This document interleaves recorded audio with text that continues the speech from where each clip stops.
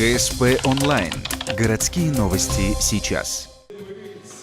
26 мая в России отмечают День предпринимательства. Накануне этого события в администрации поздравили ухтинских бизнесменов.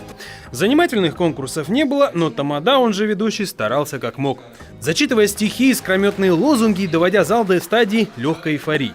Возвращая на грешную землю, деловых людей веско поздравил градоначальник.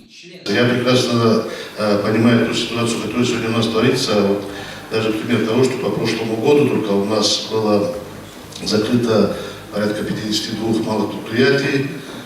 Понятно, как закрыты не таковы, что они закрылись, они просто продолжали работать, но ушли с нашего города. Это очень, конечно, грустно, очень огорчительно для нас.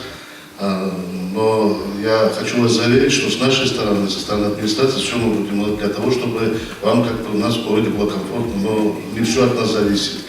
В праздничной дате школьникам предложили выразить свое творческое отношение к предпринимательству в рисунках. Дети выразили, рисунки развесили в зале, юных художников поблагодарили.